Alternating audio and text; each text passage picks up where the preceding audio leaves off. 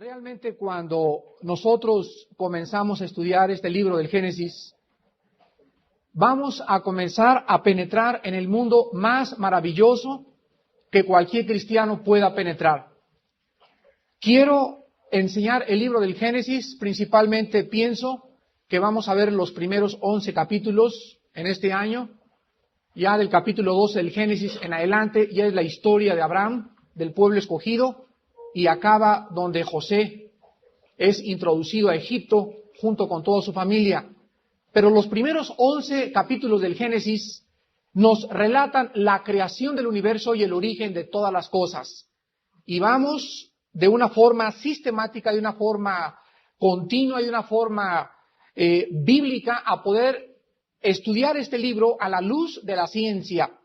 Y yo quisiera, antes de comenzar a abrir este libro, que todos ustedes de veras invitaran a estos estudios a sus maestros, inviten a los astrónomos. Si tú conoces a algún astrónomo, ve al Observatorio de México y tráelo para que comience a estudiar, o llévale el cassette, porque vamos a ver a través de la ciencia y del libro del Génesis que la Biblia es el libro de Dios, es la palabra de Dios, y es maravillosa la forma como Dios ha revelado en este libro del Génesis el origen de todas las cosas que nos rodean. Quiero decirles a ustedes que el Génesis es el libro más importante que jamás se haya escrito. La Biblia es la compilación de 66 libros y el libro del Génesis es la fundación de todos los demás. Fíjense nada más la importancia. De todos los libros de la Biblia hay una estructura y la base de toda la Biblia es el libro del Génesis. ¿De dónde? Si nosotros quitamos el libro del Génesis o no comprendemos el libro del Génesis, no comprendemos tampoco ninguna parte de la Biblia. Porque el fundamento y la base principal de toda la Biblia es el libro del Génesis. El libro del Génesis es en realidad la fundación de toda la historia verdadera, de toda la ciencia y de toda la filosofía, pero principalmente el libro del Génesis es la fundación de la revelación de Dios. Quiero mostrarles en esta noche, en la introducción al libro del Génesis, porque es lo que vamos a ver en esta noche, la introducción a este libro. Quiero en primer lugar mostrarles la historicidad del Génesis. Por ejemplo, ¿saben ustedes que en el Antiguo Testamento Adán es mencionado en los libros de Deuteronomio, Job y Primero de Crónicas?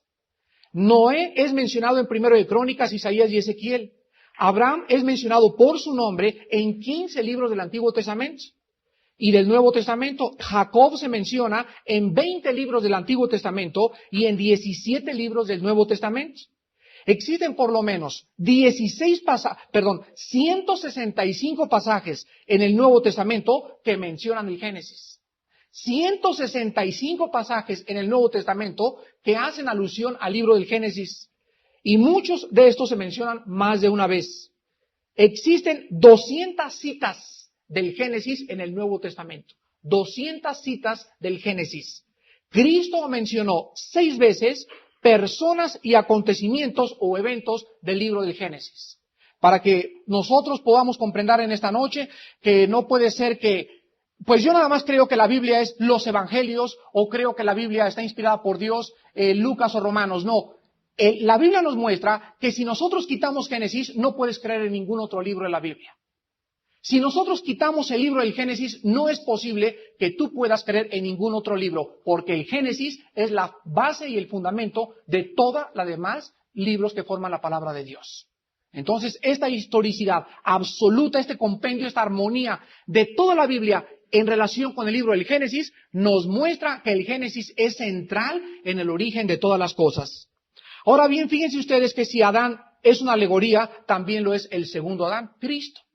Hay personas que me han dicho, bueno, es que usted no puede tomar literalmente el libro del Génesis. Eso de que había un árbol y había una fruta, pues si no lo toma literalmente, entonces no sé cómo lo puedes tomar, pero tú no puedes espiritualizar los pasajes que la Biblia no nos permite espiritualizar. Y cuando vemos en el Génesis la historia de Adán y la caída es tan literal como Dios le está poniendo. Cuando Dios inspiró la Biblia, quería que nosotros entendiéramos su palabra. Y Él nos deja en su palabra la real interpretación que nosotros debemos de dar. Si el hombre no cayó en pecado y en su estado de inocencia el hombre no pecó, tampoco hay necesidad de un Salvador. Fíjense, si no hay un pecado, entonces no hay necesidad de Cristo. Cristo es una ilusión, Cristo es absolutamente algo que no existe en el mundo religioso y nosotros venimos a ser falsos testigos de Dios. Si todas las cosas pudieran ser contadas como un proceso natural de la evolución, no habría razón para mirar hacia adelante en el futuro para la consumación supernatural de todas las cosas. O sea, si vivimos en un universo cerrado, y si todo es el resultado de un accidente, si no hay un propósito en la vida, si no hay un castigo al final, si no hay un infierno, si no hay un cielo, carecemos totalmente de un propósito para seguir viviendo. Estaba leyendo anoche a uno de los más grandes pensadores cristianos que se llama R.C. Sproul en Estados Unidos, vino a ocupar el lugar de C.S. Lewis. Él y Josh McDowell son los más grandes apologistas que existen. Y estoy leyendo un libro que escribió que se llama Si existe Dios, ¿por qué hay ateos? Así se llama el libro. Y es una compilación filosófica, bíblica, de la psicología del ateo. Y decía este hermano lo siguiente, fíjense qué cosa más maravillosa. Muy bien. Habemos dos personas en este mundo. En una está el cristiano que tiene una razón, un propósito, un significado para vivir. Tiene Dios y tiene esperanza y todo lo que le rodea tiene un propósito en cuanto a su familia, en cuanto a su trabajo, en cuanto a sus hijos. No vive como un animal, él tiene un propósito para poder vivir. En otro lado está el ateo, o sea, no necesitas decirme en esta noche, bueno, yo siempre he creído en Dios, porque hay ateos prácticos. El ateo práctico es el que cree en Dios, pero vive como si no existiera. Lo vuelvo a repetir. Es el que dice que sí existe Dios, pero vive como si no viviera Dios. O sea, pues yo sí creo en Dios, pero tiene su amante. Yo sí creo en Dios, pero no paga impuestos. Yo sí creo en Dios, pero no hay temor en su corazón delante de él. Ese se llama ateo práctico. Bueno, pues esta persona, aunque él cree en Dios, su vida carece de propósito. Su conocimiento y su aceptación es intelectual y no va más allá de su propio intelectualismo. Entonces, esta persona no tiene propósito, no tiene significado y se encontrará al final en un juicio. Entonces, en esta noche nosotros encontramos que la Biblia nos muestra que debemos de colocarnos en cualquiera de estos dos caminos. No te basta decir creo en Dios, tú tienes que vivir con temor de Dios en tu corazón. Y si este temor no está en tu vida, realmente eres un ateo práctico. Vemos nosotros también que si el Génesis no es verdad, tampoco lo son los profetas ni los apóstoles que testificaron que el libro del Génesis era verdad. El mismo Jesucristo vendría a ser un falso testigo de la verdad o un engañador que fue también engañado. La fe en el Evangelio de Cristo para la salvación eterna del alma sería solamente la burla más grande de la cual nosotros pudiéramos creer. Ahora muy bien, la palabra Génesis es la palabra hebrea Bereshit. Quiero que apunten esta palabra porque es muy importante como base en nuestro estudio. Es con B de burro. Bere, S-H-I-T-H. Bereshit. Y significa origen. El libro del Génesis es el libro de los orígenes. El origen de todo aquello que existe. La metafísica, la religión y la filosofía tienen tres preguntas incontestables. ¿Quién soy? ¿Soy venusino o venimos, como dijo el fundador de la Dianética, Ron Hubbard, de un demonio llamado Semú que hace 7,000 años vivió allá en una chispa del sol y brincó y cayeron las chispas aquí en la tierra? O sea, cada quien va a tener su rollo de dónde venimos. ¿Habrá alguien que pueda realmente, absolutamente decir, somos esto y por esto y por esto y por esto y por esto? ¿O solamente siempre especularemos y siempre imaginaremos el origen de nosotros? ¿Quién soy? Nadie te lo puede decir más que la Biblia. Nadie. Y cualquier otro pensamiento o respuesta a esta pregunta es de carácter especulativo. ¿De dónde venimos? ¿Dónde comenzó todo? La teoría de Laplace, una explosión, teorías. De una sola célula, teorías. Del chango, teorías. La Biblia nos muestra de dónde venimos. Y no solamente la Biblia contesta quién soy, de dónde vengo, sino que también la Biblia contesta la tercera pregunta, metafísica, religiosa y filosófica, ¿a dónde se dirige la humanidad? ¿En qué acabará todo? ¿Cuál es el propósito de todo? ¿Hacia dónde nos dirigimos? ¿Y cuál es el propósito del bien y del mal en este universo? Solo el libro del Génesis nos da la respuesta. Vamos a ver en primer lugar entonces el origen del universo. El Génesis nos dice en el versículo 1, en el principio creó Dios los cielos y la tierra. Este versículo lo vamos a estudiar el próximo lunes. Pero quiero mostrarles a ustedes que la Biblia nos muestra en este versículo que el origen del universo no fue por un accidente. El origen del universo no fue por algo espontáneo, que de repente hubo una explosión y salió un planeta llamado Tierra y comenzaron 8 planetas girar alrededor del Sol en una órbita perfecta. El origen del movimiento, el origen de la complejidad, el origen del orden no es absolutamente de carácter accidental. La Biblia nos dice que detrás de todo lo que existe un ser inteligente con un carácter y una personalidad que se llama Jehová, Dios de los ejércitos. El Dios de todas las religiones es un Dios que, existe un Dios, una fuerza suprema, como en un programa de televisión que escuché en Estados Unidos. Decía el que estaba dirigiendo el programa, quiero preguntarles al auditorio, ¿cuántos de ustedes creen en una fuerza suprema? ¿Pero a qué le llamaba él fuerza suprema? ¿A la energía? ¿A la materia? ¿Por qué más bien no dijo, cuántos de ustedes creen en Jehová, el Dios de la Biblia? Porque no es realmente una respuesta adecuada decir, hay un Dios, sino que este Dios es personal. Tiene una característica intrínseca, que es un Dios santo. Su justicia es santa, su amor es santo, su fidelidad es santa. Todo gira alrededor de su santidad. Y Él está interesado en que tú y yo le conozcamos de una forma personal, de una relación íntima en espíritu y en verdad. Entonces el Dios que está detrás del universo es un Dios personal, es una personalidad, no es una fuerza ni una conciencia interna como dicen los gurús, ni es el panteísmo que Dios es esto y la energía, el átomo, no. Dios está totalmente separado de su creación. Él es un Dios que ha creado todas las cosas aparte de su propia esencia y de su propia personalidad. Encontramos también en el origen del universo que la Biblia nos muestra que el versículo 1 es algo único en la literatura, en la ciencia y en la filosofía. Fíjense ustedes, cualquier sistema de cosmogonía, ya sea religioso o de modelos científicos, comienzan siempre con materia eterna o con alguna forma de energía de donde otras entidades gradualmente se derivaron por medio de algún proceso. Pero solo el libro del Génesis nos relata el origen de la materia, del espacio y del tiempo. Entonces, este universo que nos rodea tiene un propósito y hay alguien detrás de todo lo que existe. Y la Biblia dice, en el principio, Elohim. Ahí se usó la palabra Elohim, que analizaremos el próximo lunes. En segundo lugar, el Génesis es el origen del orden, de la complejidad y del movimiento. ¿Saben ustedes, amigos científicos y maestros que nos están visitando, que jamás el orden ha surgido espontáneamente?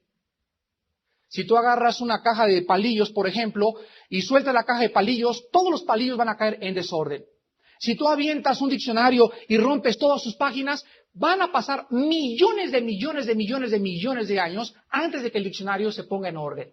No hay nada absolutamente en el universo que surja espontáneamente en una forma desordenada, porque todo comienza con un desorden y después viene el orden. Entonces la Biblia nos muestra que el orden comenzó realmente con Dios.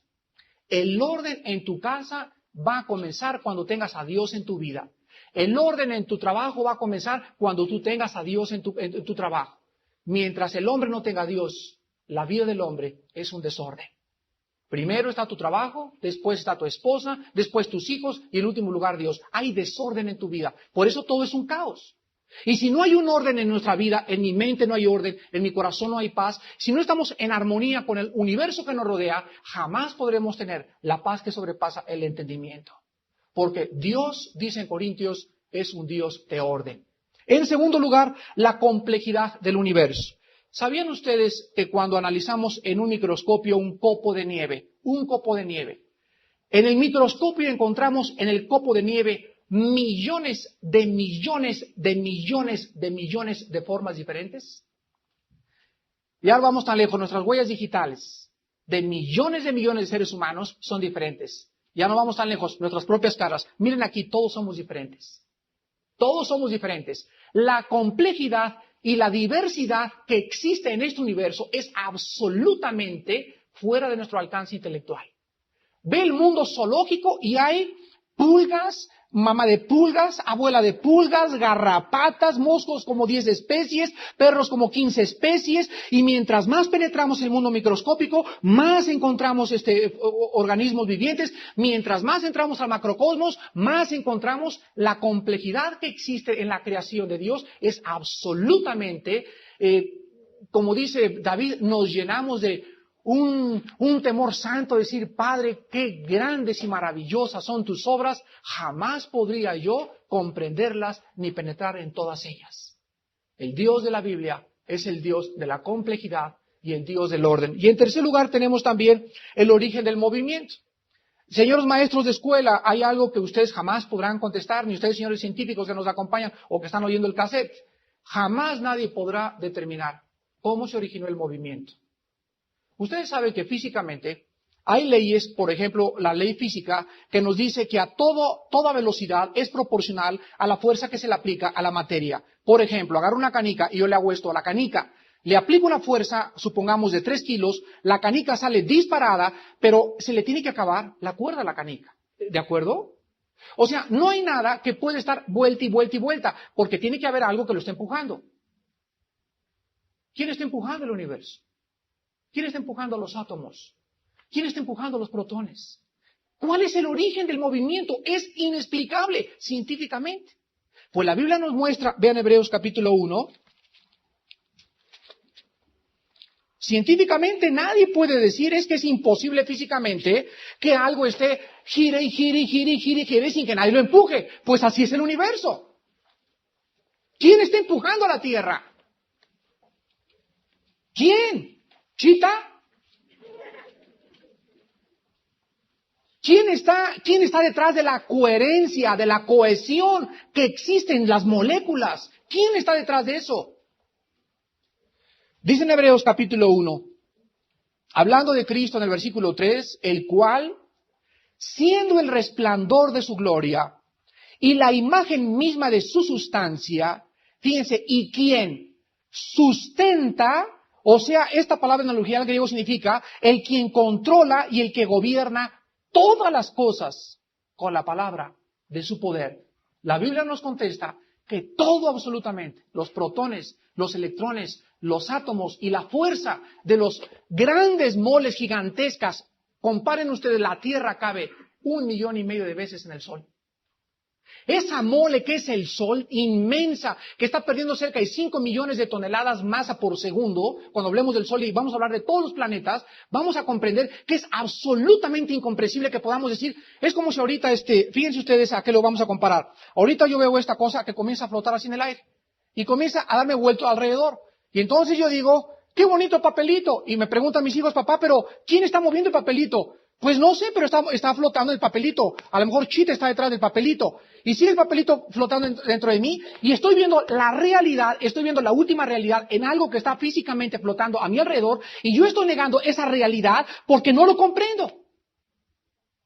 Así es yo no creo que exista Dios, porque para mí creer en Dios significa que la respuesta a las guerras, la respuesta a la maldad. Y un Dios de amor no puede permitir el mal, porque tú no puedas comprender intelectualmente la maldad. Fíjate a lo que llegas. Llegas a una conclusión o una premisa donde tú niegas intelectualmente el origen del movimiento. Entonces, si tú tienes preguntas intelectuales que te impiden creer en Dios, hay afirmaciones intelectuales más grandes para creer en Él. Pero el hombre deliberadamente, dice la Biblia, ha escogido y determinado. Al ver los cielos cuentan la gloria de Dios, la obra tan maravillosa de un creador, el origen del movimiento, la cohesión de los átomos, nuestra diversidad, nuestra complejidad, es imposible que por accidente todas estas cosas puedan existir. Alguien tiene que estar detrás de todo.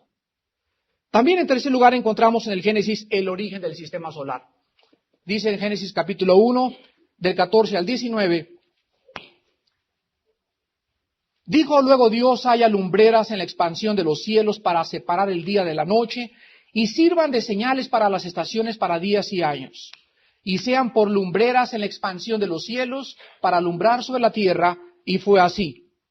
E hizo Dios las 2 grandes lumbreras, la lumbrera mayor, o sea, el sol, para que señorease en el día, y la lumbrera menor para que señorease en la noche. Hizo también las estrellas. Y las puso Dios en la expansión de los cielos para alumbrar sobre la tierra y para señorear en el día y en la noche, y para separar la luz de las tinieblas, y vio Dios que era bueno, y fue la tarde y la mañana, el día cuarto. Encontramos nosotros que el planeta Tierra se encuentra en un sistema que se le llama astronómicamente la Vía Láctea. El planeta Tierra se encuentra enfrente de una mole que es 1,5 millones de veces más grande que nosotros, y de otra lumbrera pequeña que está reflejando la luz del sol sobre nosotros, que se llama la Luna, y de 8 planetas que tienen un movimiento elíptico perfecto alrededor de su órbita, y que todo el sistema donde la Tierra se encuentra es un movimiento perfecto, donde un planeta no choca con el otro, ni se cruza el periférico, ni se pasan los saltos, sino que es absolutamente y cronológicamente llevado a cabo, y donde todo lo que existe tiene una respuesta. Cuando analicemos los planetas, vamos a descubrir, por ejemplo, cómo es posible que la Tierra, en la Vía Láctea que nos rodea, pueda tener las únicas características para la vida.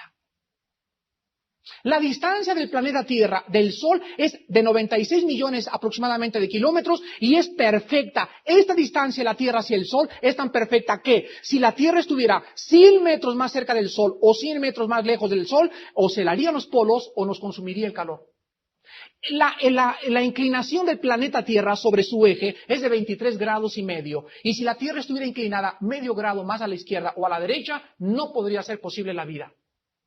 La atmósfera que rodea la Tierra, que impide que los rayos ultravioletas del Sol penetren directamente sobre nuestro planeta y nos quemen, y que está controlado por la capa de ozono y la combinación de nitrógeno y oxígeno y de otros gases en un 1% que rodean el planeta Tierra, es inigualable en ningún otro planeta. No hay ninguna atmósfera, ni de Marte, ni de Venus, ni de Júpiter, ni de Saturno, ninguna atmósfera que tenga las condiciones para la vida que tiene la Tierra. Todo esto no puede ser la obra de la casualidad, más que de un Dios tan grande y tan poderoso que nos muestra en el orden, la complejidad y todo lo que nos rodea, que todo tiene una razón de existir. Es increíble que si no hubiera sol no hubiera vida, si no hubiera agua no hubiera vida, si no hubiera fotosíntesis en las plantas no podríamos respirar oxígeno. Todo está absolutamente amalgamado dentro de un plan y un propósito eterno profundo en el Dios de la Biblia. La mamá hace que nazca un niño y la mamá tiene pechos para alimentar al niño. También los pechos se los dio Chita. Comemos y venimos a este planeta y resulta por la otra casualidad que hay manzanas, que hay naranjas y que todas las verduras y las plantas y los vegetales fueron diseñados para el cuerpo, para que los digiramos. Todo, absolutamente, el aire que respiramos, el agua donde nos metemos, los paisajes para nuestro deleite, todo fue diseñado por un Dios que nos dice en Romanos Pablo, habiendo conocido a Dios, no le glorificaron como a Dios ni le dieron gracias, sino que se envanecieron en sus pensamientos y su necio corazón fue entenebrecido y profesando ser sabios se hicieron necios. La Biblia nos muestra en el Génesis el origen del sistema solar. En cuarto lugar, la Biblia nos muestra el origen de la atmósfera y de la hidrosfera terrestre. ¿Saben ustedes que la Tierra, repito, está equipada singularmente con un gran cuerpo de agua líquida y con una cortina muy grande o extensa de gas, nitrógeno y oxígeno? No sé cuántos de ustedes sepan la composición de la atmósfera terrestre, pero tiene aproximadamente, después tengo los datos precisos, como un 75% de nitrógeno, como otro 20 y tantos por ciento de oxígeno, y hay solamente 1% de otros gases. Entre ellos están el ozono, etcétera, etcétera. Pero la gran composición de la Tierra, entre el nitrógeno y el oxígeno que existen, es perfecto para poder vivir. Un porcentaje más elevado de oxígeno o un porcentaje más bajo de nitrógeno en el aire que respiramos impediría que nosotros pudiéramos subsistir. Dios nos muestra que este origen, cuando veamos el versículo donde dice, y separó Dios la expansión de arriba con la expansión de abajo, vamos nosotros a ver que en este plan perfecto de Dios, Él creaba la atmósfera de la Tierra antes de que nosotros pudiéramos vivir. En quinto lugar, encontramos nosotros el origen de la vida. Dice en Génesis 1, del 11 al 13. Después dijo Dios, produzca la tierra hierba verde, hierba que dé semilla, árbol de fruto que dé fruto según su género, que su semilla esté en él sobre la tierra, y fue así. Produjo pues la tierra hierba verde, hierba que da semilla según su naturaleza, y árbol que da frutos, cuya semilla está en él según su género, y vio Dios que era bueno. Y fue la tarde y la mañana, el día tercero. Vamos nosotros a salir mañana a piscar frutas, y vamos a encontrar una manzana partida a la mitad, que dentro de la manzana hay semillas que producen manzanas. Partimos una naranja y la naranja tiene semillas que producen naranjas, no producen hamburguesas McDonald's, ni papas fritas tampoco de Burger Boy. Producen naranjas. Agarras un plátano y el plátano produce plátano, la sandía produce sandías, el melón produce melones, y el origen de todas las cosas nos los da la Biblia. Nunca jamás del mundo de la genética se ha podido violar esta ley. El hombre hizo un experimento creo que fueron hace 30 o 40 años. Y el experimento del hombre fue el siguiente: cruzar un caballo con una burra. ¿Y saben ustedes lo que produjo la burra? Una mula. ¿Y saben qué? Dijeron los científicos, ya ven que sí se pudo alterar la genética, pero sin embargo el hombre pagó el precio por haber alterado la genética, porque la burra nació estéril. Y no hay ninguna mula que pueda producir otros hijos, o mulitos, o burros, o caballos, porque cuando se altera la genética establecida por Dios en el libro del Génesis, el hombre recibe las consecuencias debido a su extravío. Así pasa también cuando un hombre se mete con un hombre. Dios no hizo a los homosexuales ni a las lesbianas, ni para que tuviéramos relaciones sexuales con los animales.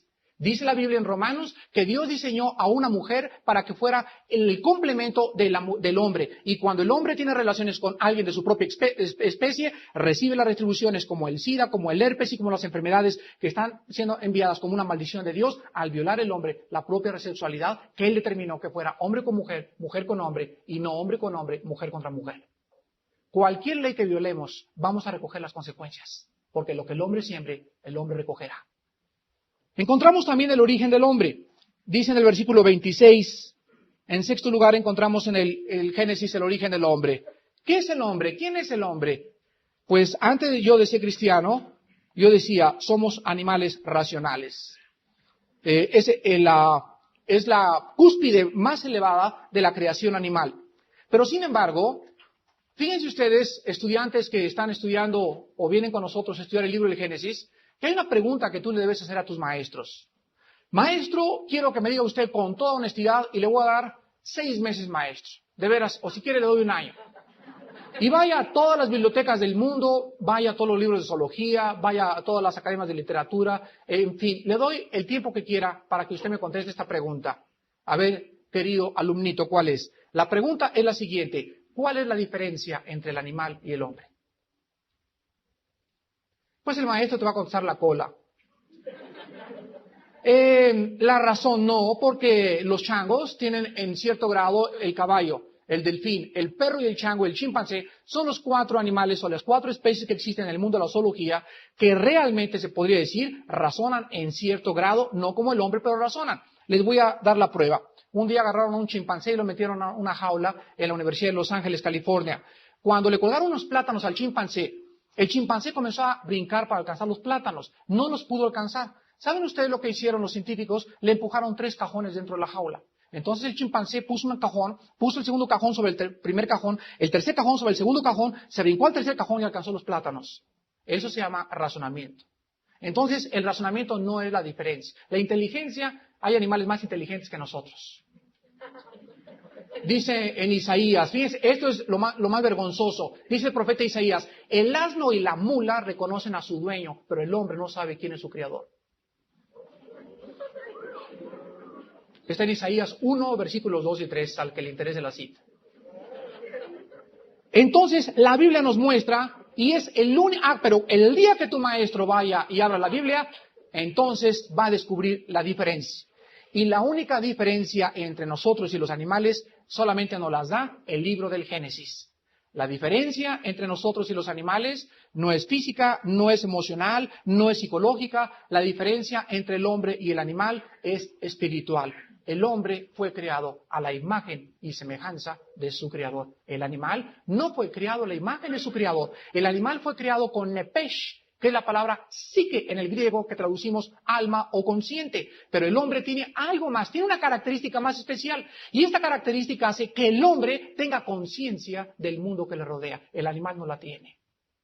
La conciencia del hombre, por ejemplo, lo que decía Sigmund Freud, el gran psicólogo, decía Freud, yo explico que el hombre es religioso porque el hombre vive con temor de lo desconocido. Y como el hombre no puede explicar lo desconocido, tiene que llamarle Dios. Y ese conocimiento que él se ha forjado subconscientemente de algo desconocido es lo que le hace al hombre tener paz consigo mismo y ahogar ese complejo de culpa con el cual nacimos todo y que él bautizó con el complejo de Edipo o con el complejo sexual. Sin embargo, Freud fue grandemente un hombre equivocado porque la diferencia no es eso. La diferencia está en que el hombre tiene la adoración o es incorregiblemente religioso porque el hombre tiene en su conciencia la imagen de su Creador. Vean ustedes la historia. No hay ninguna historia de ninguna raza, de ninguna tribu que no haya adorado a un Dios. No hay ninguna historia de ninguna tribu, de ninguna raza que no haya adorado o al sol, o a la luna, o a las serpientes, pero el hombre, dice en Eclesiastés, lleva la eternidad en su corazón. Es como si un gran constructor hubiera construido una grande ciudad y después de haber hecho esta grande ciudad, este grande arquitecto hubiera puesto su estatua en medio de la ciudad, para que todos los habitantes de la ciudad, al ver la estatua, siempre recordaran quién fue el que los creó. Así Dios, cuando acabó la creación que fuimos nosotros, puso entre nosotros su conciencia. El hombre trae, aunque no conozca a Cristo ni la Biblia, el hombre trae dentro de su alma la conciencia de que hay un Dios. Por eso el hombre es incorregiblemente religioso. No por el temor, sino porque Dios dice en el versículo 26, entonces dijo Dios, hagamos al hombre a nuestra imagen, conforme a nuestra semejanza, y señoreen los peces del mar, en las aves de los cielos, en las bestias en toda la tierra, en todo animal que se arrastra sobre la tierra. Y creó Dios al hombre a su imagen, a imagen de Dios lo creó, varón y hembra los creó. Quiero que vean que Dios pone este orden. Primero es Él, inmediatamente después de Él es el hombre y abajo del hombre la creación animal. Desde el principio Dios establece la prioridad y el orden. Él es el orden, le sigue el hombre y en tercer lugar el animal. El animal no es puesto en el nivel del hombre, el animal es puesto abajo del hombre porque el hombre lleva en su alma el espíritu de aquel que lo creó. ¿Qué es la imagen y la semejanza? Muy bien, la imagen y la semejanza de Dios no se refieren a atributos físicos. La imagen y semejanza de Dios en nosotros se refiere a atributos morales y espirituales, al conocimiento de lo eterno, al discernimiento de lo que nos rodea y a la conciencia del universo que tenemos. Entonces el hombre es un ser muy especial, muy diferente de Chita, muy diferente de los hipopótamos, muy diferente del más alto y evolucionado especie zoológica. El hombre lleva en sí mismo la especie, la imagen y la forma de aquel que lo creó. Vemos nosotros en séptimo lugar el origen del matrimonio. ¿Quién inventó el matrimonio? ¿Los romanos? ¿Los griegos?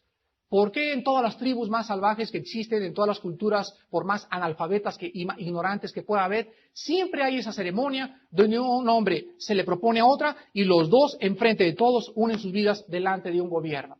Bueno, la Biblia nos dice en Génesis capítulo 2, del 18 al 23, que Dios vio, después de crear al ser humano, que el hombre necesitaba una pareja. Desde la perspectiva bíblica, nosotros podemos deducir lo siguiente. Cuando Dios pone y crea al ser humano, al ser masculino, al varón o al macho mexicano, vemos que el ser humano, dentro de la perspectiva bíblica, es un ser absolutamente incompleto sin una mujer. Dios diseñó desde el principio que esta mujer tuviera órganos reproductivos femeninos y él tuviera órganos reproductivos masculinos. Y que cuando los dos se juntaran, fíjense cuántos accidentes, ¿verdad? Un accidente se junta con dos accidentes y después de la unión de los dos accidentes nace un tercer accidente. Es increíble, ¿verdad? Es absurdo, es irracional que podamos nosotros de veras decir que somos un accidente, que venimos del chango, que la evolución es el origen y la explicación de todas las cosas. Vean ustedes cómo ese hombre es creado de tal manera para que se complemente con la mujer y la mujer reciba a ese hombre y de los dos, en la mujer también por accidente, se le diseña una especie, un órgano especial que se llama ginecológicamente la matriz, con su útero, con sus ovarios, con su cuello, con su etcétera, etcétera, y todo el organismo que tiene aquí dentro de la mujer fue también por un accidente realmente diseñado para que ahí un esperma fecundara y viniera la ovulación y creciera. En este esperma microscópico trajera yo el color de ojos de mi abuela, el carácter de mi padre, la estatura de mi abuelo y todo absolutamente en ese gen microscópico que aún todavía los ginecólogos no pueden explicar. Es increíble la creación del ser humano. Increíble. Cuando yo veo un parto, y me encanta ver los partos, me dicen los hermanos cristianos, doctores, te invito a un parto, hermano, encantado. Cada vez que veo cómo sale ese niño, digo, Dios mío, es increíble, ¿verdad? Que esa criatura ha estado 9 meses en esa matriz, alimentada por un cordón, que también por accidente se formó ese cordón, y le manda las sustancias, y sale y se incorpora a la nueva vida, y tú lo comparas con el nuevo nacimiento. Es increíble las analogías que existen ginecológicamente y espiritualmente. Es increíble. ¿Cómo puede alguien seguir negando la existencia de un Dios? Pues el hombre tiene su origen en Dios, nos creó a su imagen, y antes de pasar a los demás orígenes, les quiero recordar lo siguiente. Por tener nosotros el origen en Dios, el hombre jamás podrá tener la paz sin Dios. Búscale, haz lo que quieras, blasfema, enójate, encapríchate, di ahorita no es cierto, lo que tú quieras, pero quiero que recuerdes siempre lo que te estoy diciendo. En esta noche tú no tienes paz, ni la tendrás jamás. Recuerda esta palabra durante toda tu vida. Fuimos creados para tener comunión con el Dios que nos creó. Y mientras, como decía Agustín, mientras yo no tenga en ti mi paz, Señor, viviré siempre sediento de lo más grande que existe. Mi alma tiene sed, decía David, y sed del Dios vivo. Para que tú puedas entrar en armonía con este universo y tener paz, y poder entender y comprender todo lo que te rodea y poder entender el propósito para tu esposa, para serle fiel a tu esposa y serle fiel a tus hijos, nunca lo podrás lograr mientras tú no tengas la paz que Cristo hizo en la cruz del Calvario con ese Creador que nos creó a su imagen y a su semejanza. El matrimonio, pues, no fue inventado por los hombres, el matrimonio fue diseñado como una institución universal y establecida por el Dios de la Biblia. La poligamia es poligamia, ¿verdad? El infanticidio, el matriarcado, la promiscuidad, el divorcio, el aborto, la homosexualidad y otras corrupciones se desarrollaron después. Pero Dios instituyó que el matrimonio fuera la base de todo el universo que nos rodea. Fíjense nada más lo santo de un matrimonio. Armando, me dice Dios en Malaquías, acaba el Antiguo Testamento, maldecía a este pueblo porque fueron infieles y maldecía el sacerdocio porque no supieron tratar a sus esposas como yo les dije, son carne de vuestra carne y hueso de vuestros huesos. Cuando el cristiano comprende la profundidad, la santidad y la grandeza de la unión de un hombre con una mujer delante de Dios, el hombre vive para esa mujer y la mujer vive para ese hombre, y el matrimonio es la prioridad después de él en nuestras vidas. No mis suegros, no mis hijos, no mi trabajo, es mi esposa. Y mientras el hombre y el cristiano o la mujer cristiana no entiendan esto, de que la prioridad es nuestro matrimonio, más que la obra, más que la iglesia, más que cualquier cosa, jamás podrá tener realmente el propósito y el plan para el cual Dios lo diseñó. Si tú quieres servir a Dios, arréglate con tu esposa primero. Quiero ir de misionero, arréglate con tu esposo primero. Quiero que me use Dios, todo tiene un comienzo. Si en el matrimonio está mal, todo está mal. Pedro escribía, maridos, vivid sabiamente con vuestras esposas para que vuestras oraciones no tengan estorbo. Fíjense nada más. Una relación equivocada entre mi esposa y yo, o yo y mi esposa, hace que ni siquiera Dios me escuche. Entonces ya ni le muevas. Arregla tus cuentas en tu propio matrimonio. Y déjame decirte algo, sin Cristo nunca tendrás el matrimonio que Él quiere que tú tengas. Vemos nosotros en octavo lugar el origen del mal. ¿De dónde vino el mal? La Biblia nos muestra en el capítulo 3 del Génesis que el origen de la maldad física y moral en el universo son explicadas en el Génesis como una intrusión temporal, entre comillas, intrusión temporal en el mundo perfecto que Dios creó. Fíjense ustedes la filosofía de Giacomo Papini, un gran filósofo italiano que después se convirtió. Papini decía lo siguiente, muy bien, yo no soy cristiano, pero hay muchos que me dicen, bueno, Papini, tú no puedes creer en Dios, en el Dios de la Biblia, porque hay un diablo. Oye, ¿qué ocurrencia, verdad, eso del diablo? Y Papini les decía, ¿qué ocurrencia es eso de Chita, verdad? Entonces, Papini comenzó a confrontarse cuando no era cristiano con esta alternativa. Y llegó a esta premisa, Papini decía lo siguiente, bueno, si no hay mal, no hay bien.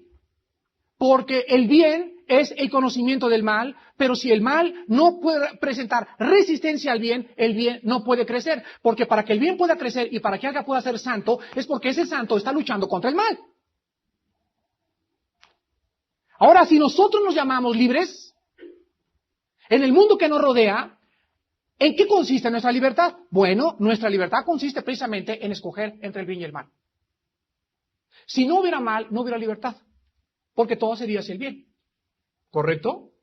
Pero nuestra libertad consiste precisamente en que Dios crea una raza donde nos da la característica más grande que tiene el hombre. Esta fue la gran equivocada concepción de Carlos Marx y de Federico Engels. La coartarle la libertad al hombre. Cuando al hombre se le coarta la libertad, el hombre es un desastre. Este es el fracaso del comunismo.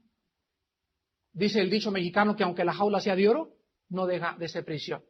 Me decían, bueno, es que en Cuba no hay prostitutas ni drogadictos como en Estados Unidos. Y le contesté yo, pues es que en las cárceles no hay tampoco.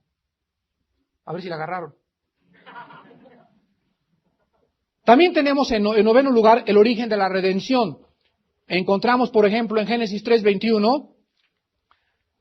En Génesis 3:21, por primera vez, se manifiesta la gracia de Dios en toda la Biblia. En Génesis 3:21 encontramos por primera vez la gracia de Dios manifestada. Lo estamos estudiando Romanos los domingos, estamos descubriendo que antes de la ley vivían bajo la gracia.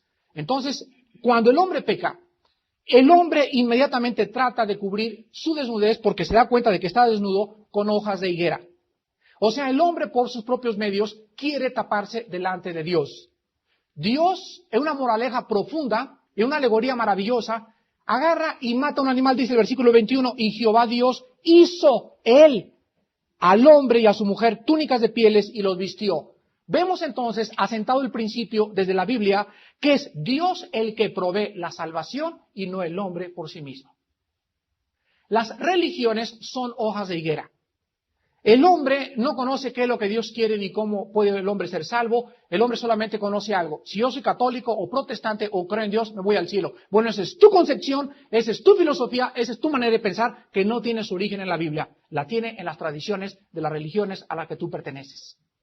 Cuando el hombre quiere entrar al cielo por sus propios medios, el hombre es maldecido. Lo único que Cristo maldijo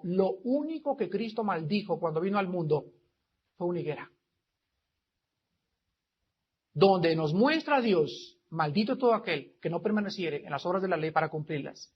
Entonces no vas a tú determinar cómo vas a entrar al cielo. Bueno, es que yo pienso que voy a encontrar la verdad en mí mismo. Yo pienso que si perteneciendo a los gurús voy a entrar al cielo. No es lo que tú pienses, es que Dios en su palabra nos dice que Él provee la salvación a través de la sangre y sin derramamiento de sangre. Hebreos 9:22, no hay remisión de pecados. Cuando Dios mató al animal, tuvo que haber derramado sangre.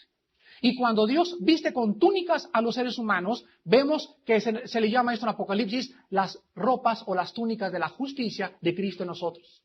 Dios es el que nos viste, nosotros no podemos vestir, ni tampoco hacer ningún esfuerzo para poder vestirnos por nosotros mismos. Dios establece la gracia y el origen de la redención en el libro del Génesis. En 10º lugar encontramos el origen del lenguaje. Ve con todos los lingüistas, vete a las universidades, vete a las escuelas de idiomas, y pregúntales a todos que cómo es posible que haya un alemán donde todos hablan alemán perfecto, con orígenes, etcétera, etcétera. Todos hablan francés, otros ruso, otros inglés, otros español, bla, bla, bla, bla. Y encontramos en el 80%, el 85% de todos los lenguajes, principalmente los semíticos, que son los lenguajes más antiguos que existen, encontramos raíces en los dos, latinas y griegas. Nadie te puede decir cómo se originaron los lenguajes más que el capítulo 11 del Génesis. Y la Biblia nos dice... Escuchen, que la diferencia de idiomas es una maldición de Dios.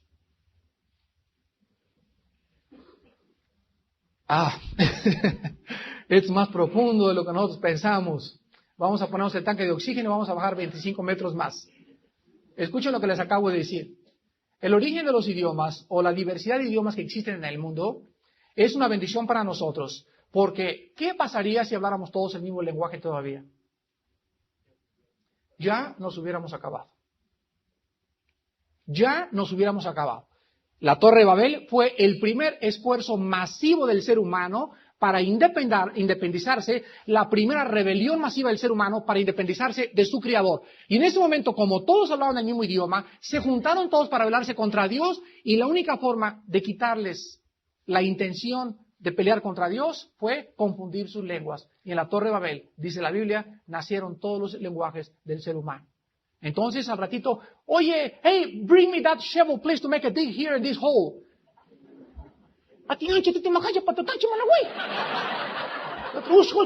Y comenzaba, pásame la pala para hacer un hoyo. Y todos, entonces, la confusión de los lenguajes impide que sigan poniéndose de acuerdo.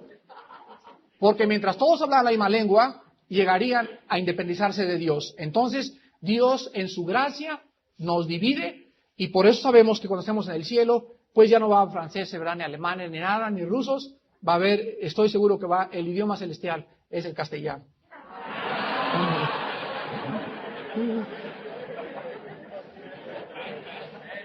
Tenemos también en Génesis, en el 11º lugar, el origen de los gobiernos. Los gobiernos no tienen su origen en el ser humano, dice Romanos capítulo 13, todo gobierno, toda autoridad ha sido establecida por Dios. Y no hay autoridad. O sea, el jefe de una tribu, el jefe de una casa, el jefe de una nación, el presidente de una compañía, en un barco hay un capitán, en todos lados hay un símbolo de autoridad. ¿De dónde nació? ¿Dónde tuvo su origen este símbolo de la autoridad? Que tiene que haber una cabeza en el hogar, no dos, señoras, acuérdense de eso. Una cabeza nada más en el hogar, una cabeza en la compañía, una cabeza en aquí, una cabeza allá. ¿De dónde nació esto? De la Biblia. Dice, por ejemplo, en Génesis capítulo 9, versículo 6, ya que el diluvio acaba. En el diluvio nos vamos a dar un banquetazo tremendo.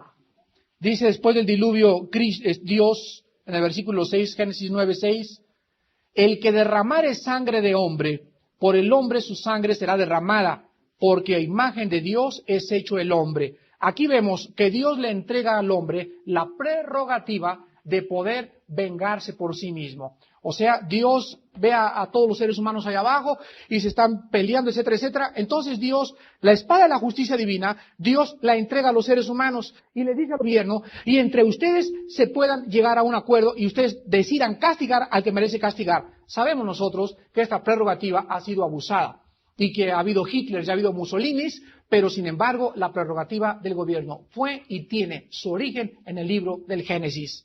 Encontramos en 12º lugar el origen de la cultura. Fíjense ustedes, la cultura no tuvo su origen en Leonardo da Vinci ni en Miguel Ángel. La cultura la encontramos nosotros en el capítulo 4 del Génesis, del 16 al 22. Y aquí encontramos el comienzo de la urbanización, señores arquitectos. La primera ciudad la construyó Caín. Encontramos el origen de la metalurgia, de la música, de la agricultura, la educación, la navegación, los textiles y la cerámica. En el capítulo 4 del Génesis, versículos del 16 al 22. Ahí encontramos el origen de la cultura, en el libro del Génesis. Encontramos en 13º lugar el origen de las naciones. ¿Por qué el mundo está dividido o fraccionado en naciones? ¿Por qué esta cosa de ir a la embajada y la visa y que me revisan y que me esculcan y que por aquí, y si no eres gringo no pasas para acá y tú tampoco pasas para allá? Y todo el ser humano, somos todos seres humanos, todos somos hechos a la imagen de Dios. ¿Por qué está seccionado el mundo por idiomas y por países? ¿Por qué esa hambre de un país para conquistar al otro? ¿Por qué ese hambre de Rusia a conquistar a Estados Unidos y de Estados Unidos a Rusia? ¿De dónde nació todo esto? La Biblia nos muestra. El origen de las naciones tiene su origen en Génesis capítulo 10. En los 3 hijos de Noé. Todas las naciones y todas las razas vienen de los 3 hijos de Noé. Cuando lleguemos al capítulo 10 me extenderé más profundamente en esto. En 14º lugar tenemos el origen de las religiones en el Génesis. ¿Quién inventó las religiones? Freud dijo que era el temor del hombre por interpretar lo desconocido. Pero sin embargo vemos que el origen de las religiones se encuentra en Génesis capítulo 4. Caín, el padre de las religiones. ¿Qué es la religión? Bueno, la religión es el intento o el esfuerzo del hombre por alcanzar a Dios a través de sus buenas obras y de sus sacrificios. El intento de alcanzar o de conocer o tener una relación con Dios por las buenas obras o los sacrificios. peregrinaciones, mandas, votos, acostarse en una cama de nopales, cortarse el chongo, cortarse las trenzas, irse peregrinando de rodillas descalzo, tasajearse el cuerpo. Esto es y tiene su origen en Caín. Dios le dice a Abel, tráeme un sacrificio. Y Abel mata a un borreguito para poder acercarse a Dios, porque sus papás Adán y Eva le habían explicado que sin sangre no podía acercarse a Dios. Pero Caín le trae el fruto de la tierra. Y Dios le dice a Caín, vete para acá, no quiero tu ofrenda. Caín se enoja, se ensaña su rostro y Dios lo corre y le dice, voy a poner una marca para que no te metan. Ahí está la gracia de Dios en Caín, pero Caín es el origen de todas las personas que creen que con creer en Dios o acercarse a Dios pueden entrar al cielo. La Biblia dice, no, sin la sangre de Cristo nadie entrará a mi presencia. Encontramos en 15º lugar el origen del pueblo de Dios, en último lugar, los judíos. ¿Cuándo se originó la raza hebrea? ¿Y cuál es la raza más antigua que existe? Bueno, hay dos escuelas. Unos dicen que son los sumerios, la raza más antigua. Y si tú ves un libro de historia, sobre todo los grandes historiadores como el doctor Arnaiz Frege en México, un gran historiador, amigo de mi familia, nos contaba, yo me acuerdo cuando tenía 15 años de edad, que llegaba a mi casa a cenar y le decía el doctor Arnaiz Frege a mi mamá, bueno, es que yo pienso y asevero y estoy de acuerdo en que los sumerios son considerados la raza más antigua. La Biblia dice que la raza más antigua es el pueblo judío. Dios llama a Abraham en el capítulo 12 del Génesis y Dios funda la nación más antigua de toda la historia junto con los sumerios que existe en la historia universal. Hermanos en Cristo, rápidamente regresamos a Génesis 1:1 que vamos a examinar el próximo lunes, pero quiero acabar diciéndoles lo que significa el versículo 1, antes de analizarlo palabra por palabra. Y vamos a analizarlo en su original hebreo. En primer lugar, el versículo 1 del Génesis refuta el ateísmo porque el universo fue creado por Dios. El versículo 1 refuta el panteísmo porque Dios es trascendente en lo que Él ha creado. Dios no es esto ni es esto. Dios está separado de su creación. En tercer lugar, el versículo 1 refuta el politeísmo porque un solo Dios creó todas las cosas. En cuarto lugar, el versículo 1 refuta el materialismo, porque la materia tuvo un principio. La materia no es Dios, ni nunca la materia producirá el pensamiento, ni el amor, ni los sentimientos más profundos. Jamás la materia, ni en un experimento científico, ha demostrado estos atributos y características intrascendentes en Dios, en el Dios de la Biblia. En quinto lugar, el versículo 1 refuta el dualismo, porque Dios estaba solo cuando creó todo. Claro que en conjunto con las tres personas de la Trinidad. En sexto lugar, él refuta el humanismo. No confundan el humanitarismo. El humanismo es la filosofía que ensalza al hombre como el origen y el principio y la consumación de todo. El hombre es el Dios. La Biblia dice, el hombre tuvo un creador. Entonces no está en nosotros la verdad, ni tampoco la explicación, ni tampoco la felicidad. Está más allá de nosotros. La Biblia refuta el materialismo con el versículo 1. Y en último lugar, la Biblia refuta el evolucionismo, porque Dios creó todas las cosas y no las cosas tienen un proceso evolutivo. Tuvieron un principio y se dirigen todas las cosas a aquel final, a la consumación que Dios ha diseñado en su palabra que en esta noche estamos estudiando. En esta noche que hemos presentado los orígenes, vamos a comenzar el próximo lunes a ver versículo por versículo. Y quiero que ustedes, con un temor profundo en su corazón y en su alma, puedan oír este mensaje, repetirlo en el cassette, óigalo de rodillas, piensen en cada aseveración tan profunda que en esta noche la palabra nos ha mostrado, y quiero que la vida cristiana de ustedes y la vida santa que tenemos todos nosotros sea realmente en correlación y en proporción a aquel que murió y pagó por nosotros en la cruz del Calvario. Ese hombre que murió en la cruz, hijo de un carpintero y de una madre, y que moría como un criminal, era el que había creado todas las cosas. La sangre, los pulmones, el sol, la luna y la tierra. En el mundo estaba y el mundo por él fue hecho. Y nada de lo que fue hecho, dice Juan, sin él fue hecho. En él estaba la vida y la vida era la luz de los hombres. A los suyos vino y los suyos no lo recibieron. Pero a todos los que lo recibieron les dio el derecho y la potestad de ser llamados hijos de Dios. Cuando ustedes vienen a Cristo, amigos que nos visitan en esta noche, ustedes por primera vez comienzan realmente a ejercitar el intelecto.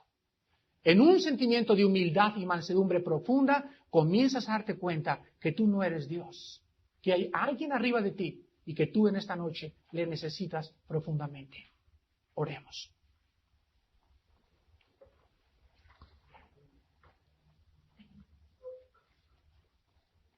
Padre Santo, en esta noche te damos las gracias porque no somos animales. Hay un propósito detrás de todo lo que existe y tu palabra nos muestra que si nosotros no conocemos este propósito, siempre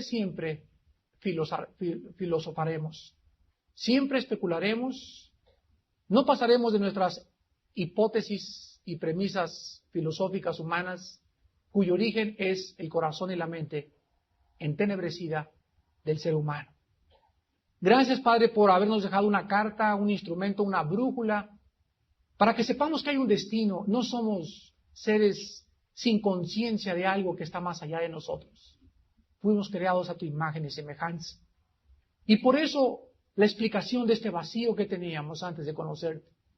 Por eso anduvimos buscando de copa en copa, de cigarro en cigarro, de teatro en teatro, de mujer en mujer, de filosofía en filosofía, de la dianética al control mental, con los gurús, con el ocultismo, con la metafísica, porque buscábamos la verdad. Tu Hijo Jesucristo dijo, yo soy esa verdad. Y en mí se encuentran todos los secretos de la sabiduría y del conocimiento. Él es la imagen del Dios invisible, el primogénito de toda creación. Porque en Cristo fueron creadas todas las cosas, las que están en los cielos y las que están en la tierra, visibles e invisibles, tronos y dominios, principados y potestades, todo fue creado por medio de Él y para Él. Y Él es antes de todas las cosas, y todas las cosas en Él subsisten, y Él es la cabeza del cuerpo que es la iglesia, el que es el principio, el primogénito de entre los muertos, para que en todo tenga la preeminencia. A ti, Señor Jesús, en esta noche, te damos las gracias, porque siendo el creador del universo, nos visitaste hace 2000 años. Tomaste un cuerpo semejante al nuestro y te humillaste en ese cuerpo, haciéndote obediente hasta la muerte y muerte de cruz. Gracias por dejarnos el mensaje de tu cruz, de tu redención, de tu propósito de la resurrección entre los muertos, para que ahora vivamos con una esperanza y sepamos que después de la vida hay otra vida, porque a través de tu evangelio sacaste a la luz la inmortalidad y el evangelio para que vivamos ahora para ti y ya no para nosotros mismos. En el nombre de Jesús. Amén.